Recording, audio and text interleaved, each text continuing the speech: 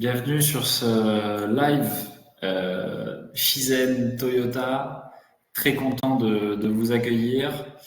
Je suis avec mes collègues de Toyota, on va se présenter juste après.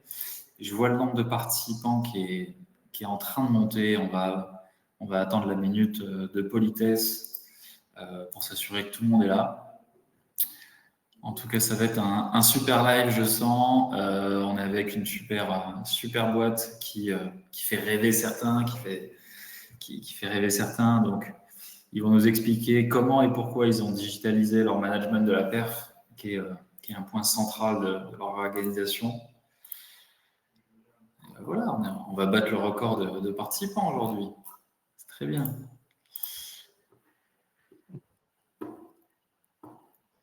Hop. Allez, 11h02. Dominique, je te laisse avancer le slide et on se présente. Eh bien, bonjour à toutes et à tous. Donc, je m'appelle Dominique Village. Comme vous l'avez compris, je travaille à Toyota Motor Manufacturing France à Valenciennes. Je suis actuellement senior spécialiste dans la division plan de TPS et je pilote des projets de digitalisation, notamment des projets qui concernent Shizen. Moi, ma particularité, c'est que je suis un ancien groupe leader qualité.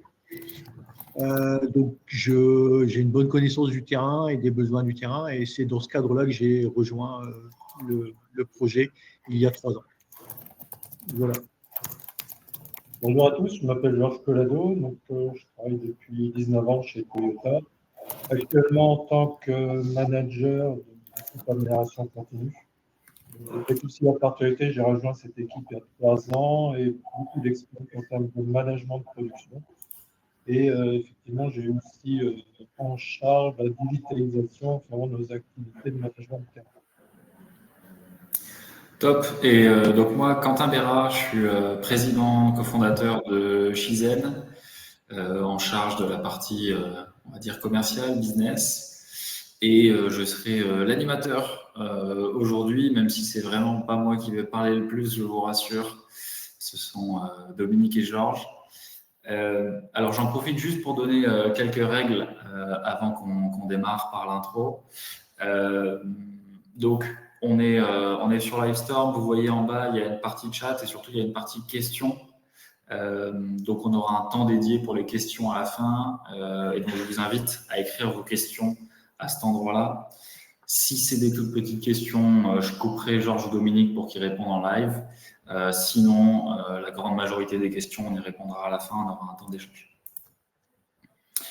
Et bonjour David, ça fait plaisir de te voir. Dominique, tu peux passer à l'ordre du jour ? Bien sûr.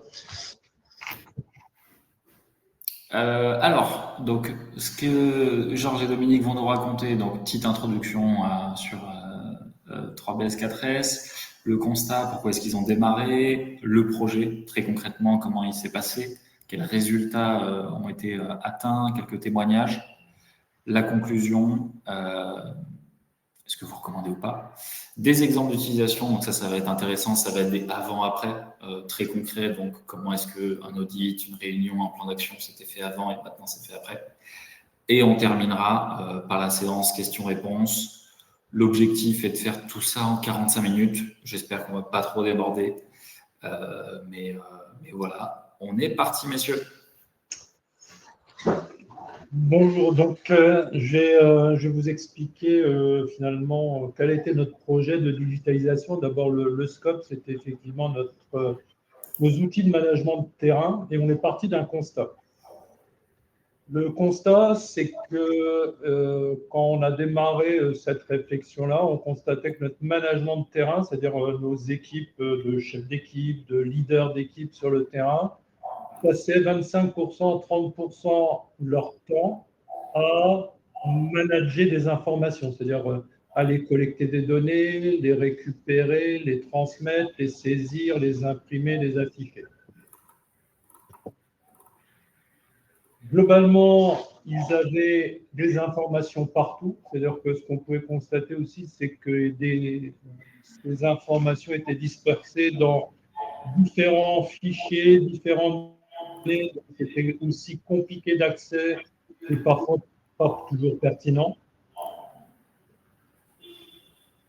Si on schématise, c'est qu'effectivement, on était beaucoup en papier, donc on a eu des suivis dans tous les sens en papier, et qu'on affichait, qu'on rentrait ensuite dans différents fichiers, classiquement souvent du Excel, qu'on reprenait, qu'on imprimait et qu'ensuite on mettait dans alors les 3 tableaux du bas sont les tableaux de pilotage classiques à la fois du quotidien ou de l'amélioration continue qu'on cherche à gestion.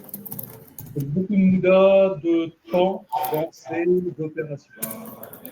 Donc notre but, ça a été de se dire comment finalement on peut aider notre management et en faisant en sorte de digitaliser la captation de l'information au travers de routines.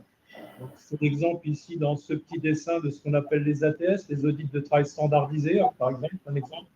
On pourrait prendre des audits 4S ou tout audit de terrain, qu'on puisse collecter directement la source et d'aller dans une base de données unique qui nous permettrait après à tout le monde de gérer la même information.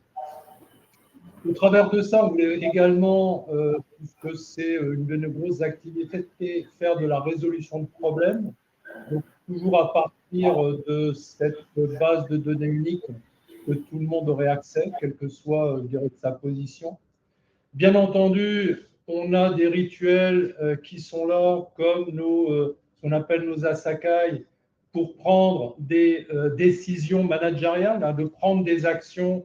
Et donc, le but, c'est d'aider le management au travers de pouvoir prendre ce type de décision, mais également communiquer à nos équipes, puisque en chaque début d'équipe, le chef d'équipe prend 5 minutes pour partager avec l'ensemble de ses members, de ses opérateurs, les performances de la veille, mais aussi les décisions qu'il a prises pour, je dirais, mieux tourner aujourd'hui.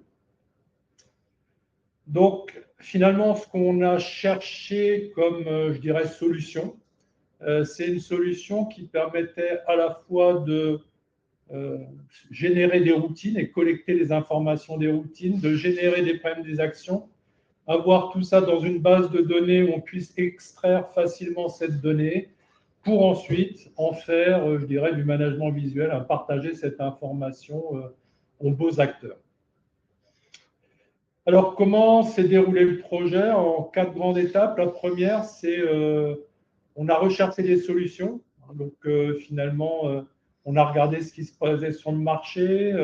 On a fait venir des gens ici sur site pour présenter aussi très largement ces solutions, pas qu'à nous, je dirais, qui faisions partie du projet, mais également au management, que ce soit le top management de l'entreprise ou les chefs de service ou également les spécialistes, tous les acteurs, puisque à cette époque-là, je dirais, la digitalisation de ce type d'outils était quelque chose de complètement nouveau pour nous.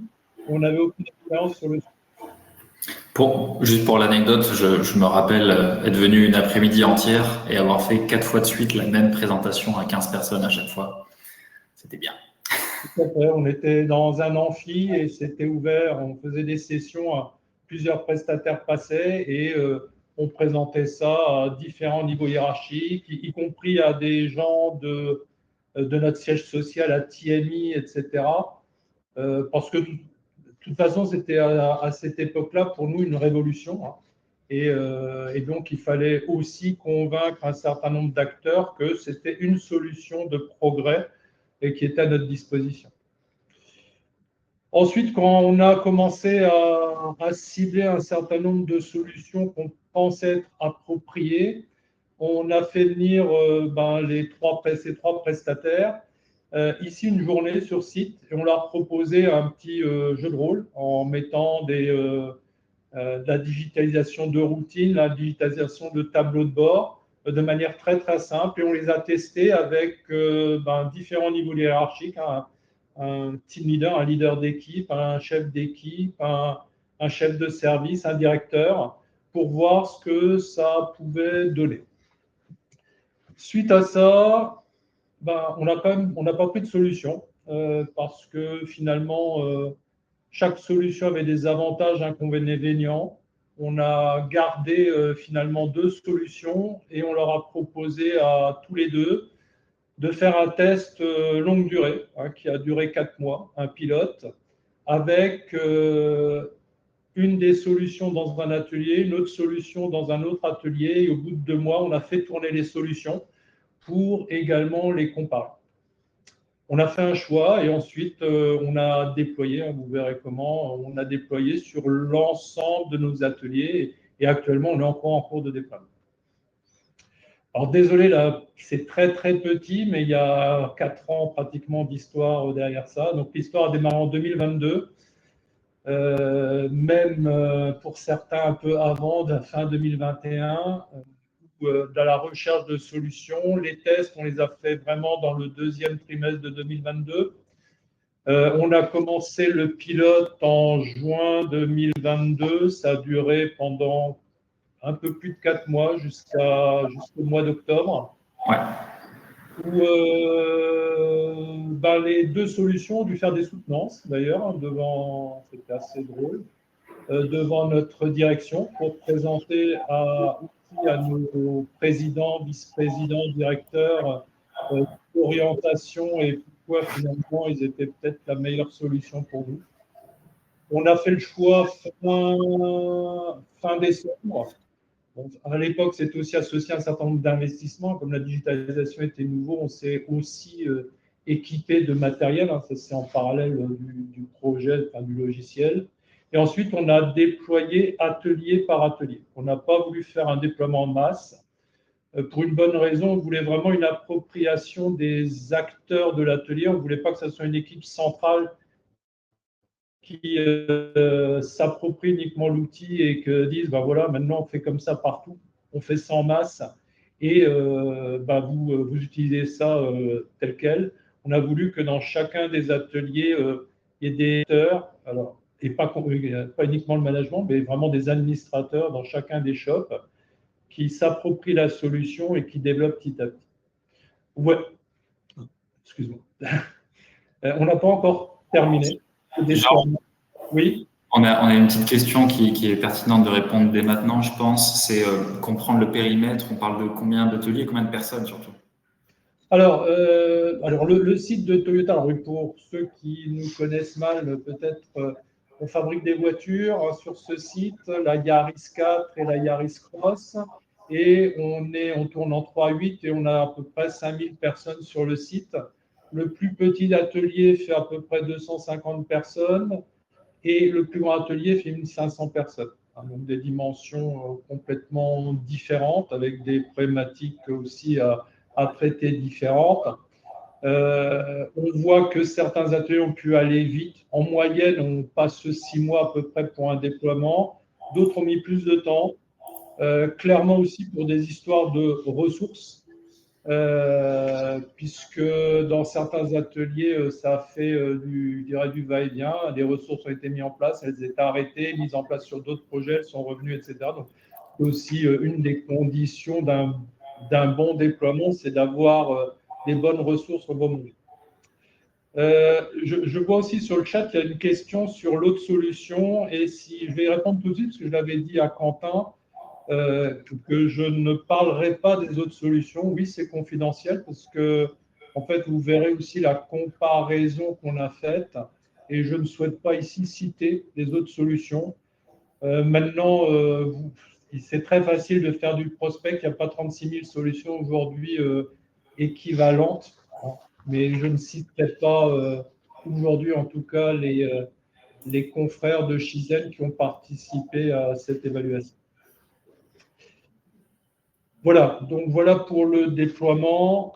Si on regarde comment on a évalué cette solution pendant la phase pilote, on a eu à peu près 80 utilisateurs qui étaient aussi bien des gens du terrain, team leader, leader d'équipe, chef d'atelier, mais également les gens du projet comme Dominique et moi, mais également des gens des équipes support. L'équipe informatique a été énormément associée à ce projet-là, ne serait-ce qu'au travers de la data, savoir si on récupérait correctement la data, comment on pouvait l'exploiter, la faciliter, la structuration de la donnée au sein de la base de données. Donc, on a tous évalué cette solution-là, ces solutions je dirais, selon les critères ci-dessus, la facilité d'utilisation, les fonctionnalités, la gestion de projet. Comme j'ai dit tout à l'heure, c'était quelque chose de tout à fait novateur pour nous. On était un peu des débutants sur ce sujet-là. Donc, on avait besoin de s'adosser à quelqu'un en qui on sentait on pouvait avoir une confiance. Le coût, bien entendu, hein, vous verrez, ce n'est pas uniquement le coût de la licence, mais tous les coûts inhérents autour de finalement de ce choix-là et le gain que ça a. Or, en termes d'utilisation, facilité d'utilisation, donc je ne citerai pas qui seront les rouges ni les verts, je ne dirai pas où est Shizen, donc, on a évalué la formation, la facilité de formation, la facilité de prise en main du logiciel, la facilité de navigation dans le logiciel, l'efficacité. On a mesuré le temps de réponse, en combien de temps, effectivement, vous pouvez avoir accès à l'information, en combien de temps vous pouvez faire une routine, etc. L'ergonomie visuelle proposée par la solution et aussi une impression générale de l'utilisateur. Georges, tu peux, sans citer qui est le concurrent, tu peux dire au moins qui correspond Shizen? Non. Oh.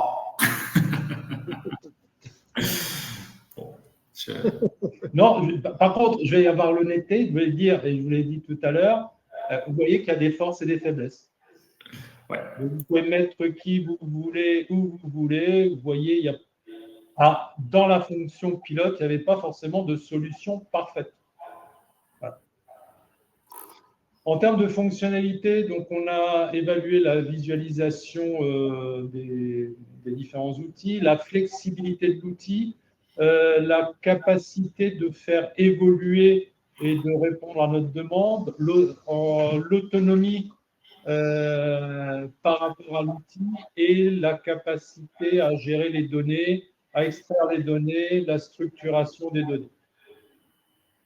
En termes de gestion de projet, on a évalué le niveau de gestion là, en termes de planification, d'accompagnement, de traitement des problèmes et également d'efficacité de répondre à nos attentes. Dans cette phase-là, on a dû les inonder d'à peu près 1 millier de requêtes.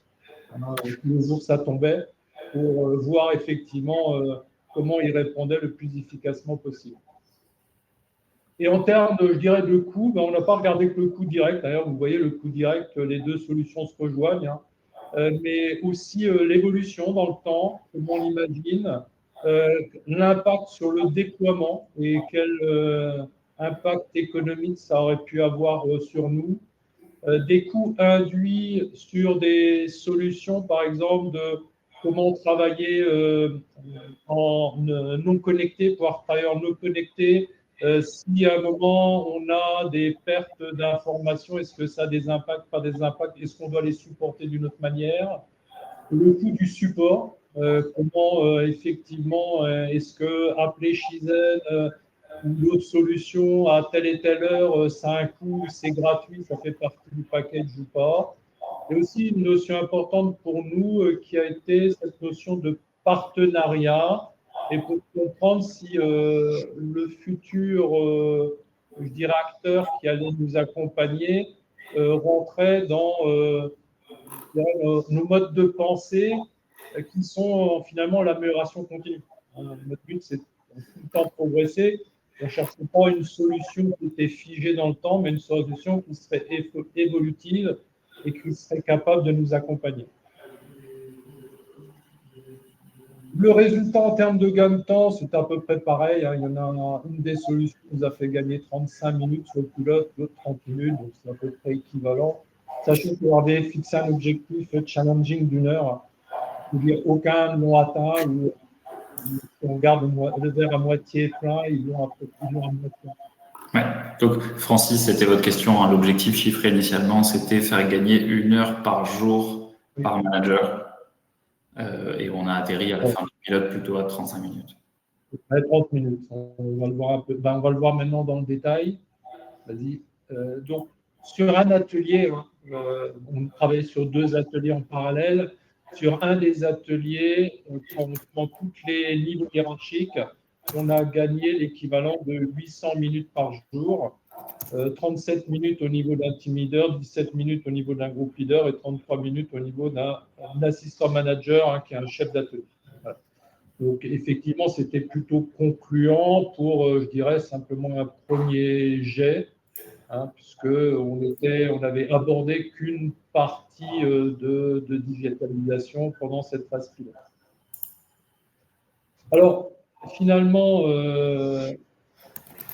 on a choisi Chizel à la fin de cette évaluation pour finalement 4 grands axes, et je vais en rajouter un 5e. C'est d'abord, ça répondait à nos attentes, c'est-à-dire qu'on gagnait du temps. Notre but, c'était vraiment d'apporter un service et de pouvoir donner du temps à nos utilisateurs pour qu'ils puissent mieux travailler, être mieux présents sur le terrain et mieux accompagner leurs members. On a une solution qui était fiable. Hein, c'était un peu notre crainte. Comme je vous le rappelais tout à l'heure, je suis plutôt une expérience de producteur de terrain et moi, l'informatique, je le vois surtout au travers de tous les bugs techniques parfois qu'on peut avoir. Et là, là aucun souci technique dans cette phase pilote. On a, et vous verrez quelques verbatims par la suite, une grande satisfaction des utilisateurs, hein, même si c'est un changement assez fondamental pour eux. Ils y ont trouvé de l'intérêt et je pense que c'est là le vrai gain qu'on y retrouve à un moment, c'est apporter un niveau de satisfaction aux utilisateurs pour qu'ils puissent l'utiliser et finalement, quelque part, être plus efficaces demain. Et une chose très importante et qui au management va faire gagner de plus en plus de temps et d'efficacité, c'est l'exploitation des données. Parce que maintenant, les données sont à un seul endroit, elles ne sont pas à 36 endroits. Quand on parle de la même voix. Hein, je veux dire, schéma classique, quand on est en production, il y a le producteur qui parle de 10 minutes de panne et le maintenancier lui parle de 5 minutes. On ne parle pas de la même chose, pourtant la donnée est la même. Là, ici, on a exactement la même donnée, elle est facilement accessible et on peut la rendre facilement accessible à tout le monde. Alors, quelques témoignages d'utilisateurs. Hein. C'est un team member. Alors, désolé, les photos là ne sont pas appropriées. On avait des photos un peu plus appropriées, mais effectivement, un des verbatims qu'avait dit un team member sur une des lignes, c'était que pendant cette phase pilote, il trouvait que son team leader était plus disponible pour lui parce que finalement, il ne s'absentait pas pour aller imprimer des documents, etc. Il était sur la ligne et quand il avait besoin de faire ses routines, il sortait son smartphone et il faisait sa routine sur son smartphone. Le team leader qui parlait effectivement en disant finalement, c'est pas très compliqué hein, d'utiliser le smartphone sur ligne. C'est simple. Je lance ma routine, je la déroule, je réponds aux questions finalement qui sont posées au travers de ma routine, je le ferme et pof, automatiquement toutes les données se mettent à jour. Communication plus visuelle, donc effectivement, et ça a été un gros gain en termes de management visuel pour partager l'information. On a quelque chose de plus visible. Alors, on l'a associé aussi à l'installation à cette époque d'écran, je dirais 65 pouces dans les ateliers, ce qui a permis au management, associé à cet outil-là, de mieux montrer plus de détails, de supports plus visuels, y compris parfois de la vidéo. Donc, globalement, effectivement, il y a eu une bonne appropriation par les équipes et merci à Chizel, effectivement, d'avoir accompagné. Merci aussi à l'autre prestataire parce qu'il a joué le jeu, il a aussi bien accompagné les différentes équipes. Bon, là, c'est un rappel sur finalement les différentes raisons de ce choix. Le choix a été les paramètres ont été assez larges pour faire ce choix-là. Voilà. En conclusion, pourquoi Shizen? Parce que, d'abord, un très bon accompagnement sur le terrain. Ils ont été présents, y compris la nuit. Une bonne connaissance, finalement, de nos méthodes, du Lean. On a quelqu'un qui parle, je dirais, le même langage que nous, et ça, c'est intéressant. C'est aussi une des choses qu'on recherche. La solution, et vous le verrez au travers de quelques exemples, vous présentera Dominique, elle est très flexible, c'est-à-dire qu'on l'a démarré au travers d'outils standards chez nous, Et maintenant, on l'a même déployée à des fonctions support, etc. Tellement elle est facile, je dirais, d'utilisation et de paramétrage. Et on peut imaginer plein de choses si on fait preuve d'imagination. Comme je le disais, le paramétrage est très facile et surtout très facile à dupliquer. Il suffit parfois de faire une routine et si je décide d'appliquer cette routine à toute l'usine, je le déploie en autant d'utilisateurs sans besoin de recréer quelque chose. Shizen a tenu ses engagements. C'est-à-dire que par rapport à ses engagements, je ne parle pas du résultat, je parle bien de développement. Je disais qu'on a émis des milliers de requêtes, etc. Ils ont même été capables de faire progresser leurs solutions pendant la phase pilote pour répondre à nos attentes. Phase très importante, l'exploitation des données. Et donc ça c'est notre équipe IT qui l'a confirmé. Les API sont faciles d'utilisation. Alors, pour quelqu'un qui sait utiliser les API, bien entendu, les bases de données sont très bien structurées, elles sont cohérentes et donc ça permet de chercher rapidement les informations. Parce que, Georges, du coup, Et en termes d'implication, pardon, tu nous confirmes bien, pendant le double pilote, vous n'avez pas seulement utilisé Shizen, vous avez vraiment exploité les API, l'échange de données avec d'autres logiciels, etc. Top. En fait, c'était une des choses, je dirais, que personne ne voit. Mais comme je dirais, pour nous, c'était deux grands axes d'amélioration. C'était comment faciliter la vie des gens du terrain, mais aussi comment mieux exploiter les données à notre disposition et d'être plus efficace grâce à ça. Donc, effectivement, on avait une personne de l'IT qui passait son temps avec des gens de Shizen à s'assurer que le transfert, enfin Shizen et l'autre prestataire, s'assurer que les données se transféraient bien dans le sens de nous vers la base de données, mais aussi de la base de données vers nous, qu'on pouvait les mettre en œuvre tels qu'on les souhaitait, qu'on pouvait capter ce qui nous intéressait et aussi, je dirais, à la bonne vitesse. C'est-à-dire que pas que ça mette 2 minutes pour récupérer des données, où là, parfois, on attend des informations instantanées. Voilà, donc globalement, Shizen, en conclusion, tant que tu peux revenir sur la conclusion, on a considéré que ça a été la meilleure solution pour répondre à ce besoin à la fois des utilisateurs, mais aussi de notre besoin, je dirais, au niveau du management, de faciliter la gestion des datas, nous accompagner dans cette aventure, puisque en 2022-2023, quand on lance ça, pour nous, c'est une aventure, c'est une découverte. Et surtout avec des gens qui ont des valeurs qui se rapprochent des nôtres, de celles de Toyota, avec de l'amélioration continue. Face aux problèmes, on se pose des questions, on progresse, on avance, et c'est ce qu'on attendait de ce prestataire. Voilà pour moi, je passe la main à Dominique qui va illustrer avec des exemples concrets de ce qu'on faisait avant et ce qu'on fait maintenant. Merci Georges. Alors, rebonjour à tous.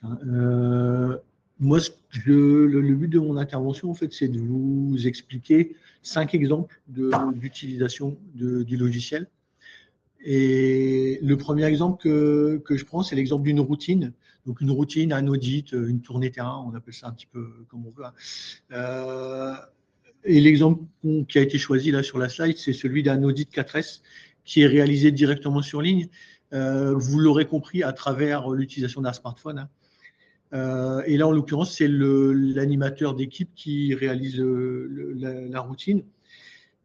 Comment c'était fait avant? C'est simple. Avant, le team leader, il devait trouver le document original donc ce qu'on voit à l'écran, la check sheet, sur PC. Ensuite, il devait l'imprimer, il devait se déplacer jusqu'à l'imprimante pour la récupérer, et ensuite, il démarrait son audit. Il recopiait les résultats, à la fin de l'audit, il recopiait les résultats sur PC, pareil, il retournait les imprimer, et enfin, il les affichait, et il mettait à jour les indicateurs en fonction du résultat d'audit, manuellement. En parallèle de ça, les actions qui découlaient de l'audit, elles n'étaient pas forcément directement associées aux anomalies détectées et il y avait des possibilités d'erreurs de lecture, hein, comme à chaque fois que quelqu'un écrit manuellement. Et du coup, après, ce que ça a donné, c'est via le fait que l'audit est réalisé directement sur ligne avec le smartphone, le team leader, il n'a plus besoin le team leader, donc l'animateur d'équipe, n'a plus besoin de quitter la ligne. Et du coup, il est beaucoup plus disponible pour répondre à l'ordre. Hein, c'est son job. Ensuite, la donnée, elle est saisie et traitée une seule fois. Les standards sont disponibles sur le smartphone grâce à la fonction photo. On a également la possibilité d'associer un problème, une action à une anomalie. Et à la fin, les indicateurs sont générés automatiquement.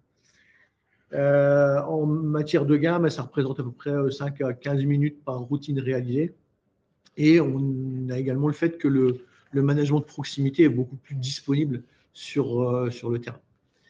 Le deuxième exemple d'utilisation que je voulais vous partager, c'est celui des 5 minutes de communication. Alors, pour planter un petit peu le décor, hein, chaque jour, il y a 5 minutes avant le démarrage de poste, il y a le groupe leader, donc le chef d'équipe, qui communique des informations diverses à son équipe à l'aide d'un tableau de communication que vous voyez à l'écran. Donc avant, c'était le tableau qui est là et pour le remplir, pour le mettre à jour, le groupe leader il arrive au moins 30 minutes avant le poste, hein, pour consulter l'ensemble de ses mails. Ensuite, il doit imprimer les documents, les documents qu'il veut commenter. Il doit aller jusqu'à l'imprimante pour récupérer ses documents, il doit les afficher sur le tableau de com. Les documents, pendant la phase de communication à l'ensemble de l'équipe, ils ne sont pas visibles par l'ensemble de l'auditoire. Il n'y a pas non plus de traçabilité des consignes manuscrites, ni des actions traitées. Et comme vous pouvez le voir à l'écran, hein, c'est pas toujours très, très bien écrit, donc les consignes manuscrites, elles peuvent être parfois illisibles. Et donc, ce à quoi on est arrivé maintenant, c'est l'information, elle est directement disponible sur la page. Il y a quasiment plus besoin de préparation. Elle est beaucoup plus visuelle grâce aux grands écrans sur lesquels il est possible de zoomer. On a également la possibilité de mettre des vidéos. Donc, pour l'auditoire, c'est beaucoup plus compréhensible. Et enfin, on a également une meilleure traçabilité des consignes et des actions qui sont associées. Donc là, en matière de gain, on a 15 minutes de préparation par jour pour chaque groupe leader. Et on a amélioré la qualité de notre communication et de la compréhension des personnes qui assistent à cette communication. L'exemple suivant que je prends, c'est celui des traitements de problèmes. Et donc là, en fait, à travers une réunion journalière de 15 minutes qui a lieu entre le groupe leader et les services supports, hein, qui peuvent être la maintenance, les équipes Kaizen, les équipes TPS. Donc cette réunion, elle permet de traiter des problèmes qui sont de court à moyen terme. Donc avant, on avait le tableau que vous voyez à l'écran avec la saisie des actions directement sur des étiquettes volantes qui étaient placées sur le tableau. Alors, pareil, hein, une phase de préparation, quand il n'y a pas d'étiquette vierge disponible, il faut aller l'imprimer, hein, forcément. Parfois, il arrivait également que les étiquettes pouvaient se perdre ou elles n'étaient pas correctement lisibles. On n'avait pas la possibilité de mettre des photos sur les étiquettes, ce qui aurait pu aider à la compréhension. On avait également du mal à prioriser les sujets à traiter et on n'avait pas forcément de lien direct avec l'indicateur de suivi de la réalisation des actions par période, par catégorie et autres. Donc, grâce à la digitalisation hein, et grâce à une page paramétrable qui a été créée dans Shizen, on a pu reproduire à l'identique le tableau qui était utilisé auparavant. En plus, le problème arrive directement dans ce tableau, hein, automatiquement. Il peut être traité également à l'aide d'outils classiques d'analyse. Les 5 pourquoi, diagramme d'Ishikawa. Et on récupère automatiquement les indicateurs qui sont liés à ces actions ce qui facilite le reporting. En matière de gain, on est sur 5 à 15 minutes. Hein. Pardon, je n'avais pas bougé la slide. Là, c'est beaucoup plus parlant, forcément. Donc, on est sur un gain de 10 à 15 minutes par jour pour le management de terrain. Et on a également une meilleure priorisation des actions et des ressources, ce qui forcément a un impact sur le temps de traitement des actions qui sont réalisées. L'exemple suivant, c'est un exemple de résolution de problème. Je me suis un petit peu emmêlé les pinceaux, vous m'excuserez, avec les slides de présentation. Alors, là, on est sur une utilisation, à travers l'utilisation d'un tableau qui permet une prise de recul par le management. Le groupe leader, il suit des indicateurs que vous voyez à l'écran, qui sont classés par catégorie, qualité, sécurité, production et coût. Et ces indicateurs, ils vont l'amener, grâce à une décomposition, à décider d'actions dont il va monitorer la réalisation. La réalisation de ces actions doit lui permettre d'améliorer forcément la performance de son équipe. Donc, avant, on mettait en forme ce tableau manuellement, ça prenait beaucoup de temps, il fallait aller imprimer les feuilles sous Excel, les afficher, les mettre à jour manuellement. Les informations n'étaient pas toujours correctement lisibles. L'analyse des problèmes se faisait à part. C'est un peu dommage, à part, voire pas du tout. Et il n'y avait pas non plus la traçabilité des actions. Et donc, après digitalisation, la donnée arrive automatiquement dans le tableau. On peut visualiser l'analyse qui a amené au plan d'action et on a également une traçabilité du problème, de l'action et de sa réalisation. En matière de gain, on a forcément le gain de temps qui est lié à la mise à jour du tableau au début de mois, qui peut aller jusqu'à 3 heures pour un groupe leader.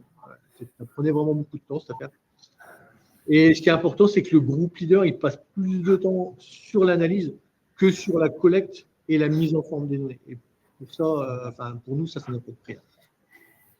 Et si je dis pas de bêtises, Georges, c'était le tout premier constat et c'est ce pourquoi vous avez lancé ce projet. C'est les gens passent du temps administratif plutôt que du temps sur le terrain. Il faut qu'on inverse le ratio. C'était un problème de base qu'on pouvait voir auprès de tout le monde. C'est-à-dire que le chef d'équipe passait un temps fou à aller collecter les données partout, essayer de les mettre en forme et finalement passer très peu de temps dans la phase de réellement de valeur ajoutée, c'est-à-dire d'analyse pour essayer de trouver vraiment le fondement des problèmes. C'est un des buts. On ne fait pas ça pour faire de la productivité au sens péjoratif, on fait ça pour donner du temps au management qui puisse mieux se focaliser sur l'analyse des données. Et finalement, c'est à la fois du gain de temps, mais aussi du gain de données, parce que là où ils perdaient, par exemple, 3 heures tous les mois à regrouper toutes les données, les mettre en forme, aujourd'hui, simplement en ouvrant sa page Shizen, il a l'information et après, il peut se consacrer à l'analyse. Le dernier exemple que je voulais vous partager, c'est celui d'un exemple d'utilisation par les équipes support. Alors, ici, l'idée, c'est de montrer comment des utilisateurs, et là, en l'occurrence, c'est une équipe support qui pilote des activités de 5S. Donc, comment des utilisateurs peuvent s'approprier l'outil digital afin de faciliter l'accès à l'information. Donc, avant, lors de la réalisation des activités 5S, les équipes de prod, elles devaient récupérer des documents standards dans des dossiers sur un PC. Alors, des fois, on sait tous qu'on a du mal à retrouver certains documents. Des fois, ça prend du temps. Ensuite, on doit les imprimer, les renseigner manuellement et envoyer des mails aux interlocuteurs. Les actions, les photos pouvaient être dissociées, les feuilles volantes parfois perdues, du classique, ce qu'on avait vraiment par rapport à l'utilisation du papier. Et donc là, ce que cette équipe support a fait, c'est ils ont décidé de créer une page paramétrable qui leur permettait d'accéder à un portail. Donc c'est un portail d'accès aux informations dont ils ont besoin sur l'activité 5S. Donc leurs documents sont disponibles facilement. La donnée, elle est unique. On ne s'en mêle pas les pinceaux dans les différents documents. Les indicateurs peuvent découler très facilement. Et donc, en matière de gains, là, c'est pareil, on est sur 1 heure par mois hein, pour la production et l'équipe support. Et en plus, ça valorise le travail du membre de l'équipe support auprès du personnel de production. Voilà, c'était les 5 exemples que je voulais partager avec vous. Top. Merci. Ouais, vas-y. La conclusion, hein, donc le logiciel facilite la vie des utilisateurs. Donc forcément, l'utilisateur est satisfait. Il implique également un gain de temps pour le management de terrain. Ça, c'est très important pour nous. Donc, ça permet au management de terrain d'être plus présent pour accompagner les opérateurs et aussi de pouvoir consacrer plus de temps à l'analyse et au traitement des problèmes. La donnée est facile d'accès, elle est unique. Les indicateurs sont plus pertinents. Et le logiciel, comme l'a dit Georges, il est flexible. Et il permet aux utilisateurs une adaptation facile à ses besoins. Alors, j'en ai terminé pour ma part. Si vous avez des questions quelconques, surtout vous n'hésitez pas. On est disponible pour pouvoir y répondre. Ouais, on va passer aux questions-réponses. Avant ça, avant qu'on passe, tu peux laisser juste le slide d'avant, on va passer aux questions-réponses. Avant ça, je voulais juste prendre le temps pour ceux qui veulent d'échanger avec nous sur un créneau 20-30 minutes pour que ne serait-ce qu'on puisse challenger vos pratiques existantes et mettre un avis sur ce que vous faites, si vous voulez qu'on réponde à vos questions sur quelle est la porte d'entrée de la digitalisation, quel est le niveau minimal pour y aller, etc. Donc, je vous laisse suivre ce lien et vous pourrez prendre rendez-vous avec notre équipe. Je laisse quelques secondes aux gens pour aller au bout de ça. Et puis, de toute façon, les autres en parallèle sont en train de répondre, de poser des questions. Donc, on va passer à la partie questions-réponses. Alors, la question qui a le plus de votes, c'est parce que Georges a cliqué dessus. On va y répondre. En fait, je voulais répondre, mais j'ai bien compris, il n'y a pas de souci. Alors, donc c'est Mourad qui pose la question. Georges, Dominique, avec le recul, quels critères sont révélés les plus déterminants dans le choix des prestataires? Vous avez cité plein de critères. Est-ce qu'il y en a un ou deux qui sortaient vraiment du lot? Je dirais les 2 critères, si je dois en choisir que 2 sur les 6 qu'on avait. Le premier, c'est l'état d'esprit d'amélioration continue. Ça correspondait à ce qu'on voulait, puisque finalement, on savait pas forcément comment on allait aller. On savait où on voulait aller, mais pas forcément comment. Donc, on voulait quelqu'un qui ait le même état d'esprit que nous, et on l'a retrouvé au travers de Shizen. Et on a pu le confirmer pendant cette phase de 4 mois. Et la deuxième chose qui a été prépondérante, c'est la data. Comment est structurée la donnée, comment on arrive à récupérer facilement, comment on arrive à l'envoyer, la récupérer. Ça a été aussi, je dirais, le deuxième facteur le plus important. Ok, top. Alors, on a une question de Marine. Shizen vous ont-ils accompagné pour l'achat du matériel nécessaire au déploiement, smartphone, écran connecté, ou l'avez-vous géré en autonomie? Alors, oui et non. En fait, pendant la phase pilote, on était aussi en train d'évaluer des solutions. Donc, bien entendu, on a posé des questions à Shizen, mais aussi aux prestataires sur les tailles d'écran, les différentes solutions possibles. On hésitait un moment, parfois même avec des tablettes, l'utilisation de tablettes, etc. Donc, finalement, ils ont été qu'un conseiller pour partager des solutions qu'ils avaient vues. Le choix s'est fait en interne. En plus, on doit répondre aussi à des règles groupes, etc. Et donc, ensuite, le choix a été un compromis avec des solutions mieux à même pour les utilisateurs, répondre à des cahiers des charges groupes et répondre à tout un tas de critères aussi techniques qu'il fallait répondre. Ok, top. Alors, pour ceux qui n'ont pas vu donc en bas à droite, il y a la partie chat et il y a la partie questions. Donc, je vous invite à poser vos questions plutôt dans la partie questions et pas dans le chat. Et là-dessus, les gens peuvent voter. Donc, tous les participants, je vous invite à voter pour savoir quelles questions on répond, parce que je ne sais pas si on aura le temps de répondre à tout. Alors, j'ai une question qui a été posée. Quel est le critère minimal pour démarrer un projet Shizen? Quel niveau de maturité minimal? Alors, oui, il faut un niveau de maturité minimal. Si vous imaginez de vouloir faire du lean simplement au travers du logiciel, vous vous trompez. Hein, si vous n'avez pas déjà un esprit lean avec un certain nombre d'outils, de rituels, c'est pas la digitalisation qui vous apportera la solution. D'accord? Vous ne ferez que copier un outil, je dirais bêtement, et vous aurez probablement des échecs derrière ça. C'est-à-dire que vous devez d'abord penser ce que vous voulez, qu'est-ce que vous voulez développer. La digitalisation est finalement qu'un accélérateur. C'est-à-dire que par rapport à votre projet d'amélioration de vos performances en appliquant les principes du Lean, etc., la digitalisation va vous aider. Mais si vous n'avez pas de méthode de résolution de problème, vous n'avez pas des rituels réguliers pour parler de vos problèmes, les traiter, avancer, prendre des décisions, ça ne vous servira à rien.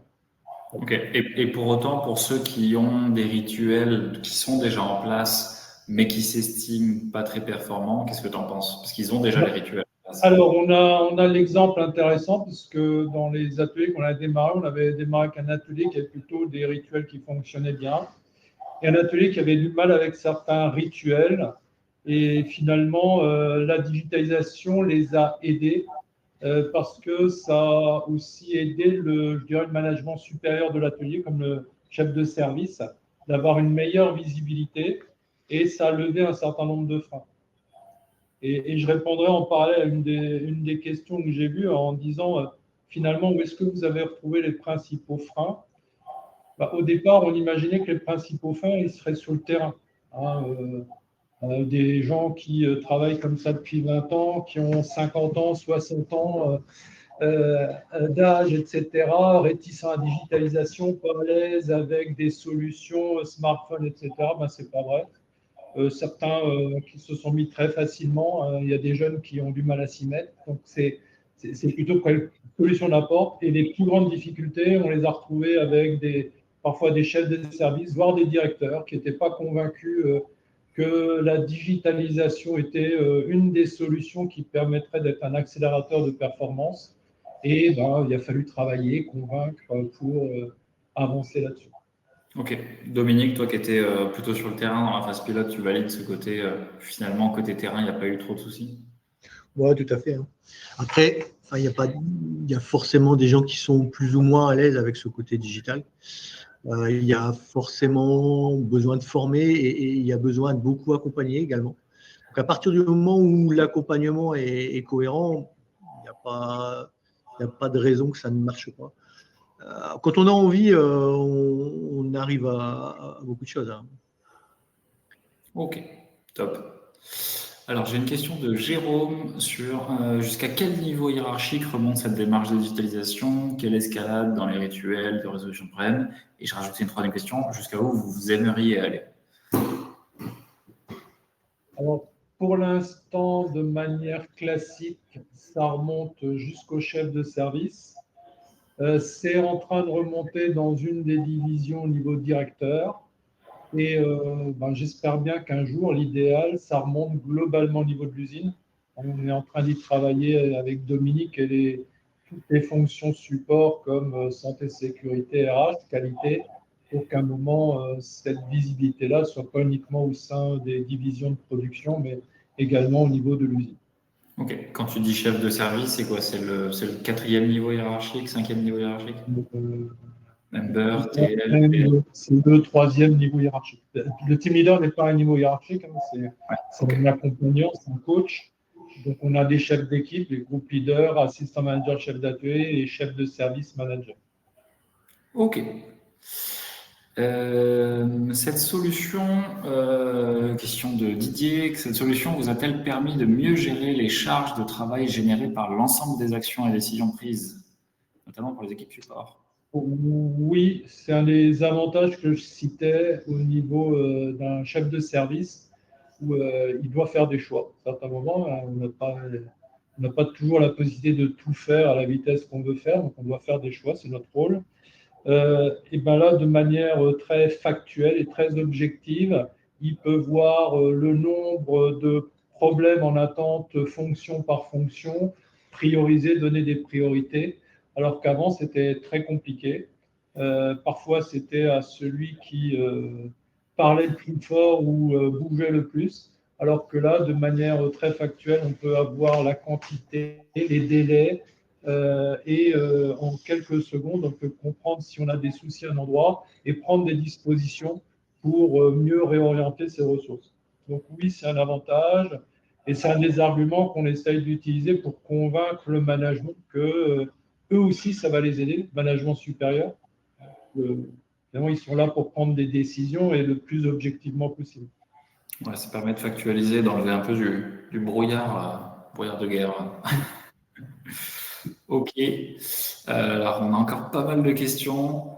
J'ai une question de Mourad.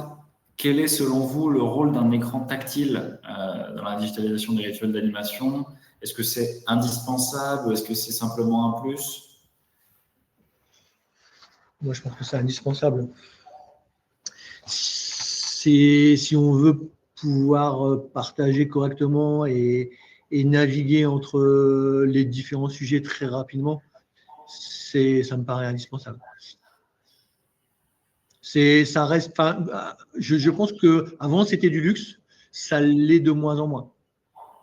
Et quand on est responsable, quand on fait partie du management, le gros problème qu'on a, c'est le manque de temps. Et ça donne du temps, hein, clairement. Donc, effectivement, pour moi, c'est mon avis. Mon avis est que c'est indispensable. Je vais le compléter. D'abord, je vais répondre en boutade. Vu la différence de prix, vous ne cassez pas la tête. Allez vers du tactile. Mais blague à part, si vous voulez faire que de la visualisation, effectivement, vous n'avez pas besoin de tactile. Mais logiquement, vous avez des rituels. Vous avez des moments où vous réunissez en équipe, quels que soient les niveaux, pour prendre des décisions, etc. Le tactile devient très pratique d'utilisation. Même quand on n'en a pas l'habitude au départ comme moi, maintenant, naturellement, je vais, face à ce genre de choses, utiliser le tactile. Ok, très clair. Alors, on a une question qui a eu quelques votes. Pierre-Yves, quel est le payback de la solution? Ça, c'est une question qu'on a très souvent. Vous avez parlé de gains de temps à différents niveaux hiérarchiques. Est-ce qu'il y a des gains indirects? Parce que finalement, ce gain de temps, il sert à faire du coaching, il sert à faire de la résolution de problèmes. Du coup, on résout plus de problèmes. C'est quoi Alors, si je réponds tel que poserait la question financière quand on présente ces demandes d'investissement, soit je réponds il n'y a pas de payback en tant que tel, parce que acheter un logiciel de ce type-là, c'est quoi le payback directement? Et je l'ai dit tout à l'heure, ce qu'on attendait, quand on dit on fait gagner 1 heure au management de terrain, le but, c'est pas de virer 15% du management de l'usine. Ce serait complètement débile. Donc, le but, c'est effectivement de les faire mieux travailler sur ce qui est leur valeur ajoutée. Leur valeur ajoutée, c'est analyser ce qui se passe, être présent sur le terrain et de mieux traiter les problèmes pour qu'ils ne reviennent pas. Alors maintenant, dire que nos performances se sont améliorées grâce à ça, je dirais non. Alors, la réalité, c'est que nos performances se sont améliorées. Effectivement, depuis qu'on a démarré, nos performances ont nettement progressé, que ce soit en qualité ou en production. Mais on ne peut pas dire que c'est lié à ça. C'est lié à plein d'autres choses. En fait, je disais que cette digitalisation, c'est un accélérateur de performance. C'est-à-dire que si vous menez des activités, etc., vous avez la volonté de progresser, de gagner en performance, la digitalisation va faire que vous aidez. Donc. Mais dire que clairement, j'investis, je ne sais pas moi, X milliers d'euros, dizaines de milliers d'euros dans ce type de logiciel, je vais en avoir un payback en un mois, oui, je peux vous le dire. C'est ce que j'ai fait à nos finances, mais la réponse, c'est, je dirais, pas cohérent. Ouais, la question c'est comment est-ce qu'on arrive à faire de l'allocation de gains. Aujourd'hui, on faisait 100 projets d'amélioration, maintenant on a fait 150. Est-ce que c'est vraiment du HIZ ou pas? Je vais vous dire honnêtement, quand on a cherché à vendre le projet, j'ai eu ces questions de la part du financier, j'y ai répondu par l'absurde. J'ai dit que j'allais virer X group leader à la fin de l'année. D'accord? Tout le monde s'est foutu de ma gueule, à juste titre. Mais heureusement, on avait une direction qui croyait dans la digitalisation par rapport à leur expérience, etc. On y a été. Donc effectivement, si en face on a une direction qui n'y croit pas et ne veut uniquement raisonner en payback, ROI, etc., c'est très compliqué. Ok. Là, on a une question qui a pas mal de votes. Adrien, est-ce que Shizen a été choisi par les autres usines du groupe? J'imagine que tous les sites ont le même besoin. Alors, non. Je vais répondre à la première question. Est-ce que Shizen a été choisi par d'autres usines? Non. Mais je vais répondre plus globalement. Est-ce qu'il y a la même démarche dans les autres usines? Non. S'il y a des démarches de digitalisation, en fait, il faut voir sur le sujet. Pour Toyota, c'est une révolution. Je veux dire, ce qui fait de notre force, c'est le management visuel. Et derrière le management visuel, c'est le terrain. Le terrain, c'est le papier. Certains qui ont déjà visité des usines Toyota, vous allez voir des boards un peu dans tous les sens avec des tableaux affichés, etc. D'ailleurs, ça a été très compliqué de convaincre notre management japonais présent que digitaliser un certain nombre de papiers qui sont affichés depuis des années, c'est une bonne réponse aussi à aider le management. Donc, il n'y avait pas de demande globale d'aller vers ça, même si on a des projets globaux au niveau de Toyota, monde et européen de digitalisation. C'est fait sur certains outils, pas aujourd'hui sur celui-ci. On cherche à convaincre nos collègues en leur montrant effectivement les valeurs ajoutées. Ça y vient très, très doucement. C'est très compliqué de convaincre nos confrères que ça peut être une réponse. La deuxième difficulté auquel on fait face à ça, enfin, il y a deux autres difficultés, c'est on est quand même un gros groupe. En face de nous, on a une petite start-up d'une quinzaine de personnes. Ça ne donne pas toujours confiance à nos dirigeants et surtout à nos équipes achats, puisque les startups sont catégorisées en sociétés à risque. Donc, ça n'encourage pas d'aller vers ce type de situation. Donc, il faut quelque part y croire. Et la deuxième chose derrière ça, pardon, j'ai perdu mon film. Il y avait la notion de la taille de l'entreprise. Oui, il y avait la notion aussi, parce que j'ai répondu à une personne où sont hébergées finalement les données. Les données, elles sont dans le cloud. Et ça, effectivement, jusqu'à présent, Toyota est assez frileux là-dessus. C'est-à-dire que beaucoup des développements de logiciels ont toujours été faits en interne.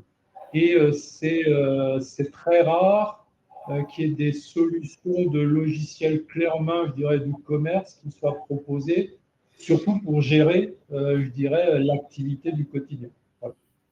Donc, on est un peu précurseur là-dessus et je pense qu'il y a encore du chemin pour que ceci se déploie plus largement au sein du groupe. Top. Je vois qu'il est 11h59. On va finir par une dernière question. Désolé, il me reste une minute, donc si on peut faire une question, pas pour que je vous quitte.